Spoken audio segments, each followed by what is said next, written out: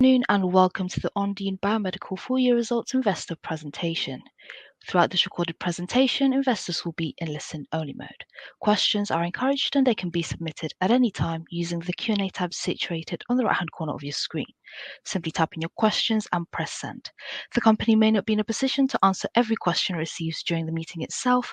However, the company can review all questions submitted today and publish responses where it is appropriate to do so. Before we begin, I would like to submit the following poll, and I would now like to hand you over to President and Chief Technology Officer, Nicholas Lobel. Good afternoon to you. Good afternoon. Thank you, Alex. Hello to everyone. Welcome to Ondine's full year 2024 results presentation. My name is Nick Lobel, Ondine's President and Chief Technology Officer. We'll go through this presentation, which is also now available on our website, and take questions afterwards. This presentation provides general information. It's not intended to be comprehensive. Please review the company's annual report, available today for further information.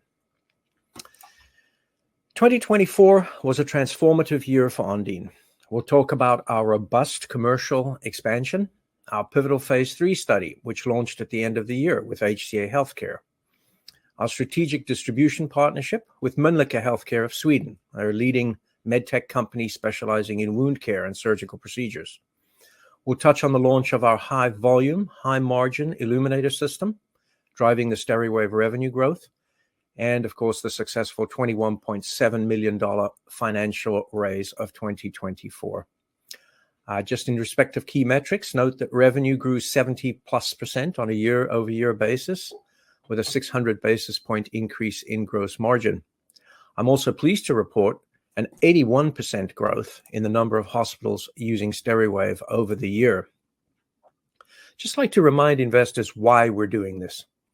Imagine 9 Wembley stadiums filled with people. That's how many people in the UK are contracting and suffering a healthcare-associated infection each year. As a reminder, these are infections the patient didn't have before going into hospital. They're infections suffered because the patient went into hospital. This is a sad and terrible fact of modern healthcare. These HAIs are costing the NHS £2 billion annually, and they're requiring 5.6 million additional bed days in hospitals at a time when NHS is suffering from the worst backlog in history, some 6 million patients waiting for surgery. And remember that each infection affects countless downstream stakeholders, from the patient themselves to employers who have to sustain businesses without the patient, to waitlisted patients who can't access available beds. Assessments have been carried out showing a 10-to-1 increase in total cost over the direct infection, in some countries a 100-to-1 impact, making HAIs one of the most expensive adverse events in modern healthcare. So let's take a look at where these infections start. The nose has proven to be the starting point of many of them. In fact, 67% of all HAIs involve the same pathogens as those found in the nose. You can decolonize the skin, you can decolonize the hair, that's quite common, but the inside of the nose is a warm, wet breeding ground for pathogens that can infect you after a surgical incision. And today, only a few agents, primarily antibiotics such as mupirocin, are used to treat the nose before surgery. These agents are becoming increasingly ineffective because of antibiotic resistance. Ondine has developed and is the worldwide leader in advanced antimicrobial technology called photodisinfection. This can eradicate all fungus, all bacteria, all virus, and it can do so in minutes without harming the human tissue. It's been used for a decade in Canada in over 200,000 patients, and it's now being rolled out through distribution partnership with Mölnlycke Healthcare and into the pivotal clinical study in the US with HCA Healthcare, which we will discuss later in the presentation. Please visit the website if you'd like a more detailed look at how this fast and painless and effective technology actually works. Last year, Ondine invested in operational capacities to support the growing demand. We launched the enhanced Steriwave nasal illuminator seen in the middle of your screen, designed for high-performance, high-volume manufacturing and stronger gross margins. These replace the fiber optic units of the last 10 years. You can see the laser activator on its clinical roll stand to the right of the picture and the consumables pack on the left side. And we sell tens of thousands of these consumables per year. Let's look at our financial results. The performance in 24 was marked by continued strong revenue growth and improvements in gross margin. All these figures, by the way, are in Canadian dollars. Revenues increased by 70% to $2 million versus 2023 at $1.2 million, driven by an 81% increase in hospital deployments, as well as per hospital revenue increases on a year-over-year basis. Gross margin improved to 64% versus 2023 at 58% due to operational efficiencies, the introduction of the enhanced illuminator, and, of course, better unit economics. And we made further investment in automation and production capacity to support scaling in 2025 and beyond.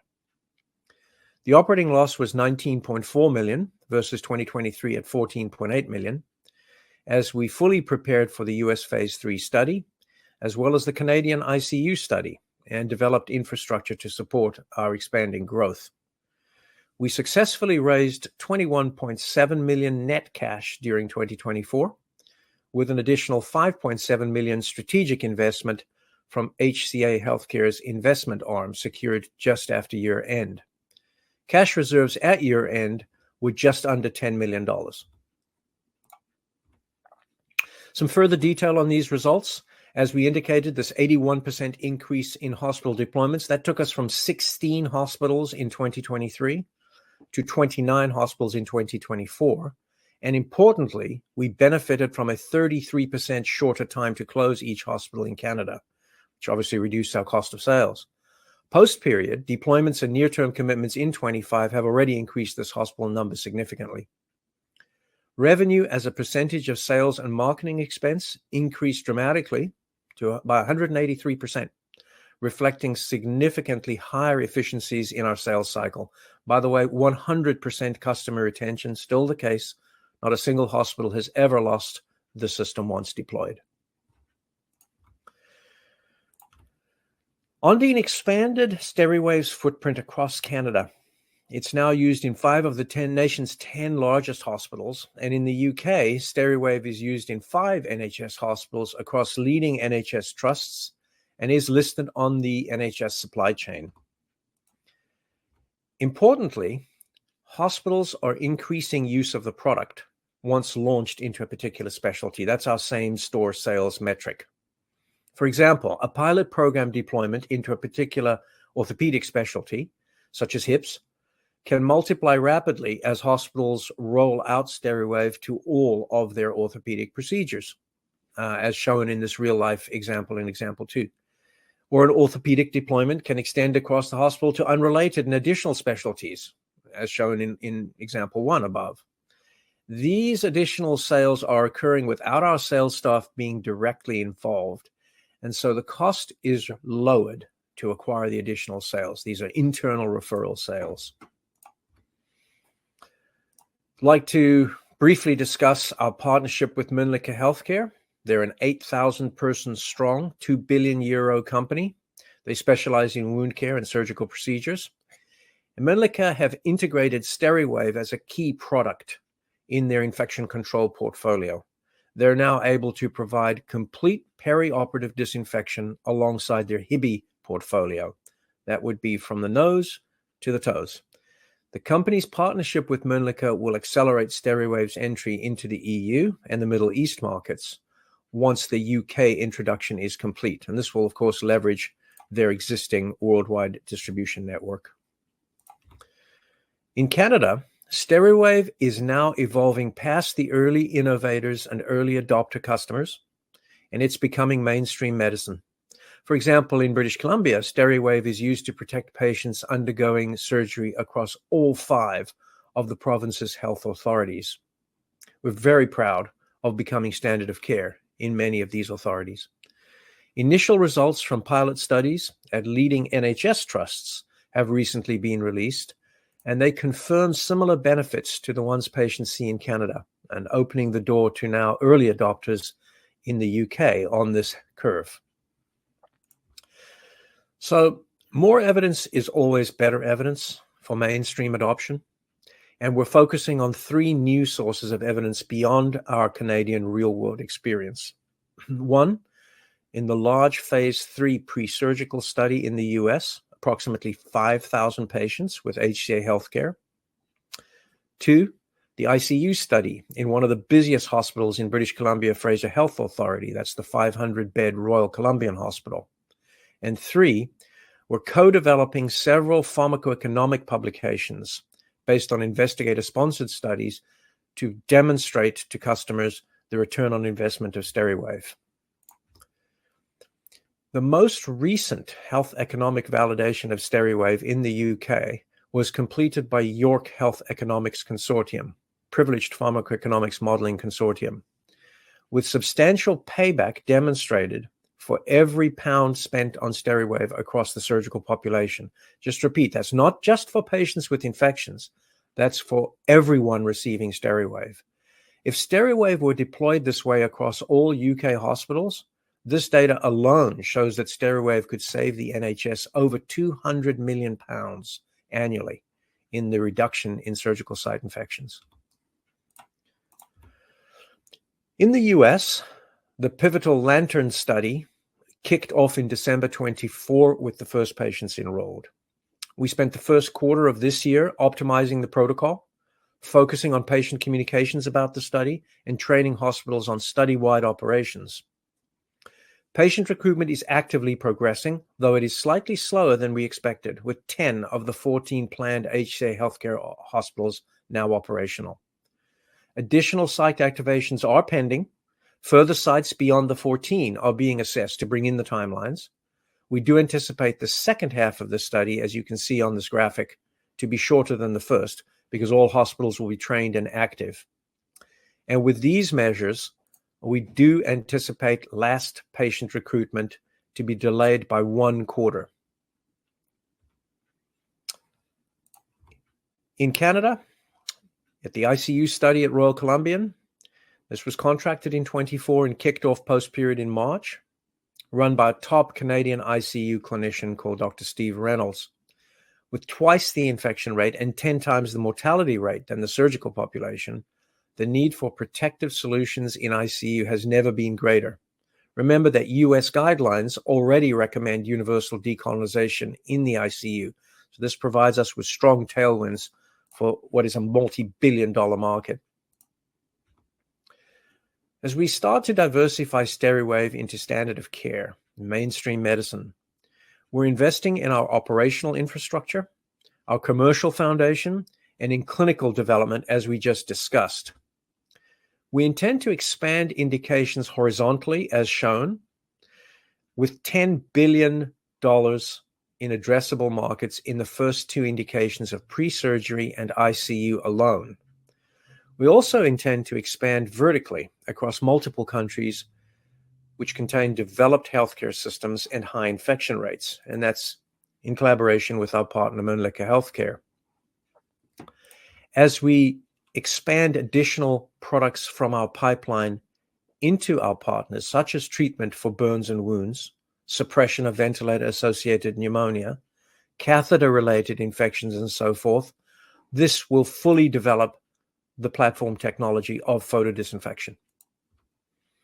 So to summarize, we have proven technology, both in terms of research results and real-world evidence over many years, demonstrating safety and effectiveness. All of this has gone to the US regulator. 2024 showed strong commercial growth, repeating the performance of the previous year. Our US phase 3 study kicked off on schedule, and we're closely working with HCA to bring in the study to conclude this year. And both HCA and Mölnlycke Healthcare have steadily increased their commitment to us operationally and financially, leveraging our efforts. To conclude, I'd like to express our deep appreciation for the patience and trust you've placed in us as investors and partners in developing this groundbreaking technology. While we focused on organic commercial growth, enhancement of unit economics, 2 major partnerships, 2 major clinical studies, and many internal initiatives over the year. As we enter the next quarter, we intend to build further on all these initiatives. I'd also like to thank Paul and Alex of Investor Meet and Angelica Vance, our head of corporate communications, for all her assistance with these slides in this presentation. Thank you again for partnering with us on this journey, and I look forward to answering any questions you may have. Fantastic, Nicholas. Thank you very much indeed for your presentation. Ladies and gentlemen, please do continue to submit your questions using the Q&A tab situated on the top right corner of your screen.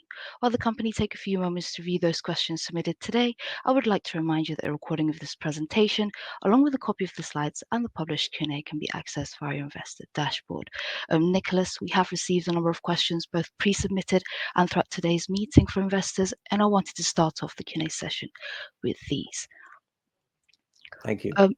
We have received 3 questions related to tariffs, and the first one is, what is the impact on US tariffs on trials in Canada?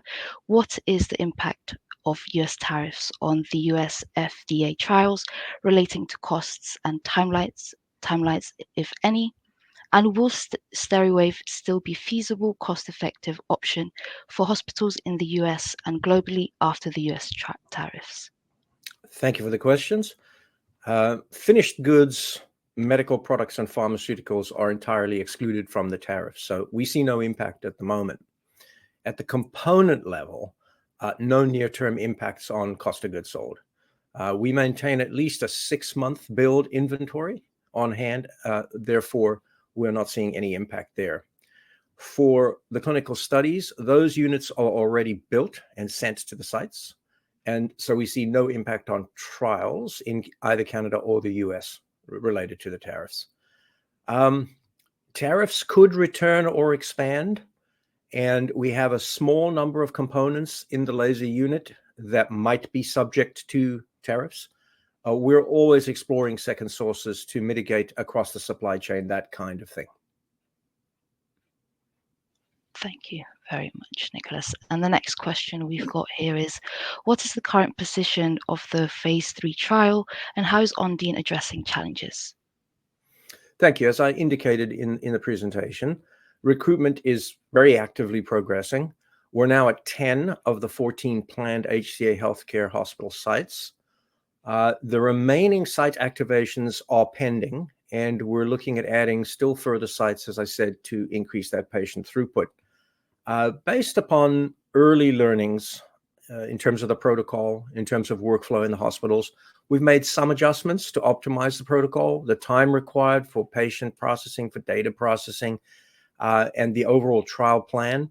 But this hasn't dramatically affected the study. We anticipate last patient recruitment to be delayed by approximately 1 quarter, and we're even working hard to bring that timeline in.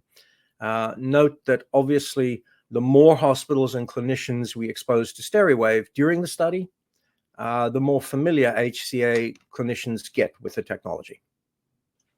Thank you. Next question is on runway.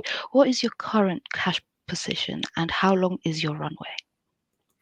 Cash flow runway guidance remains unchanged from previous guidance. That is, runway will extend into early Q4 this year, as previously announced. We do have disciplined cost controls in place, priorities on commercial and clinical milestones.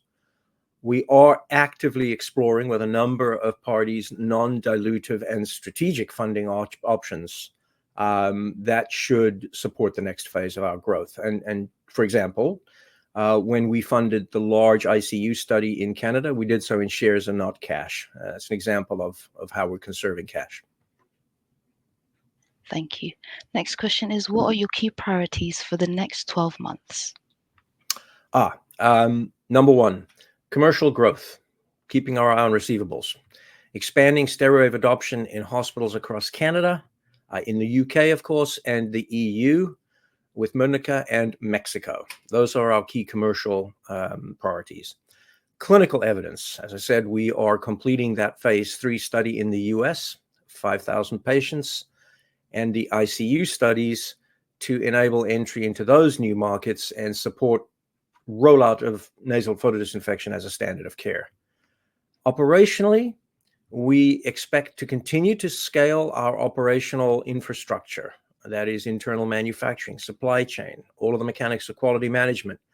And we're also now starting to explore Canadian production sites. because it provides us with a little more supply chain resilience and better cost control. Thank you, Nicholas. And the next question is quite lengthy, so if you just bear with me. Could you give me some more information on how Steriwave is being used in hospitals? If Steriwave is being used in surgical settings, how many Steriwave treatments does each patient get during their stay? Where Steriwave is being used in surgical settings, oh, sorry, that is just a copy of it. And the last one is overall, where is Steriwave being used in surgical settings? Oh, sorry, yeah, it's just the same question. Okay. Very good. Steriwave is being used in hospitals in surgical settings, but please note that in Canada, we are on label for all applications, both microbiological and reduction in surgical site infections. So it really just depends on what the clinician would like to do with a particular patient. In general, each patient going through surgery will receive a single Steriwave treatment. That is within the prior 24 hours. Generally, it happens within the prior 2 hours to surgery. So a single treatment generates the great outcomes, on the order of 40-50% reductions in surgical site infections that we see. So you're seeing a single treatment being highly effective. But there could be an immunocompromised patient or a patient at very high risk, an elderly patient, a diabetic patient, a hypoglycemic patient. And in those cases, the clinician is free to use it again. They may decide to use it in post-acute care more than once. But in general, we see it being used once. Now, where it is used in that single treatment, it's at a very high compliance level. Why? Because the nursing staff and the infection control folks in the hospital pre-surgical suite are deploying the therapy. This is the key issue that discriminates and differentiates us from competitive products such as antibiotics. Those things require to be used, a couple of times a day for a week, 5-6 days before surgery. And you're at the mercy of patient compliance. If the patient decides to do it, doesn't decide to do it, you have no idea what's coming into your infection control paradigm. By contrast, this is deployed pre-surgically by the nurse or the physician's assistant, and that creates a high compliance. The staff is enrolled in the procedure. The staff understands they're part of infection control. Airway management is a critical component prior to surgery, and making sure that the airways are blocked from pathogens is a really important piece of the puzzle of how to reduce SSIs. So that's a big difference, and it's generally deployed in that approach. Very high compliance, often in excess of 90%. Thank you, Nicholas. The next question we've got is, what proportion of sales come from recurring consumable sales? There's a very high proportion there because we start with hospitals with a sense that they're not just deploying for a short period of time. We've never lost a customer. So you can imagine over 10 years, there's a lot of hospitals which just keep repurchasing the product. We are purchased through consortium financing where there's a contract in place for an extended period of time. We're purchased just in time, but generally you'll see recurring revenue from all hospitals that are in active deployment. Thank you. Great. Next question. How quickly, smoothly do you anticipate that a hospital, once rolled out with ONDINE, will go to full saturation on all theatres, procedures, or do you see it happening in 2-3 phases according to acuity in any given hospital? Interesting. We don't see it according to acuity. We do see it in terms of phases. So full saturation occurs in the following way. You might see the ortho procedures or the cardiac procedures or the neuro procedures with a problem in a given hospital. And so that problem is high surgical site infection rate. It's not understood how it's happening, whether clinicians themselves are contributing staphylococcus to patients or whether patients are bringing it in from the community. It's really not understood how it's occurring, but they know they have a problem. So we get deployed into the high acuity single spot. Then cardiac sees that ortho's numbers are down by half. Cardiac decides to deploy. Neuro says, if they're doing it, we should do it. And it rolls out across the hospital. And we're very proud of that concept because it doesn't require a lot of our sales staff and expense and time and cost to be involved. It happens organically within the hospital. So It can happen in 2 or 3 phases. It can happen over 6 to 9 months, and it can happen across the entire hospital versus a single surgical specialty. Thank you, Nicholas. How are UK sales going with Monlock? They were going to recruit 4 dedicated sales reps. Have they done this? Once in a hospital, what does the ramp up look like? Well, Monlicare is a very exciting portion of our day. Obviously, 8,000 people and €2 billion top line makes for a very different interface to our customer than we can ever think about providing in the near term. So yes, they have recruited their 4 dedicated sales rep. There are way more people than that involved in the entire Mölnlycke suite. I recently was in Gothenburg. I had the privilege of attending seminars on Steriwave. There were upwards of 20 people involved, but the 4 dedicated sales reps are highly trained people. I recently worked with them on an FAQ seminar. Really top-notch folks who've had extensive experience in medtech and biotech sales, and they are doing very well. They are having their rollouts are more directed towards trusts than they are towards individual hospitals, and that takes some time. A bit too early to tell you exactly what's happening, but the energy and the ambition there is tremendous. We're super excited. Thank you. Moving on to a different topic, does the disruption at the FDA throw out the assumptions of when the FDA will approve the solution? It's tough to answer that question. I would say that we are not seeing any current concerns. There is disruption, but I think you'll see over the next short while, it's pretty much business as usual when it comes to us and companies like us. FDA has provided a very positive interface to us over many years, very supportive of a technology that displaces antibiotics in any way, especially one with this large real-world evidence basis. And at the moment, we're not seeing any direct impact of FDA disruption. Thank you, Nicholas. And perhaps one last question here. Will Steriwave be used to reduce absenteeism in healthcare staff? How many treatments would staff need for this to be effective, once a day or a week? I'll answer that carefully in 2 parts. Will Steriwave be used to reduce absenteeism? It is currently being deployed in healthcare workers, in clinical patient-facing folks. We know that because clinicians can dispense the product in that way at their clinical behest. We don't sell it to clinical teams because they're not patients. This is a Health Canada regulated product, as it is with the other regulators in the world, and it's designed for the risk-benefit ratio and profiles of patients. But we do know that clinicians who themselves are susceptible to and targets for microbes, just like anybody else, they are a common denominator. And sometimes, unfortunately, one clinician can contribute microbial load to multiple patients. And there are hospitals where their infection rates are so low because of Steriwave that you can see that little blip when a clinician has a problem and needs to treat themselves. So the clinician, at their own recognizance, can deploy the system within the sales or healthcare staff.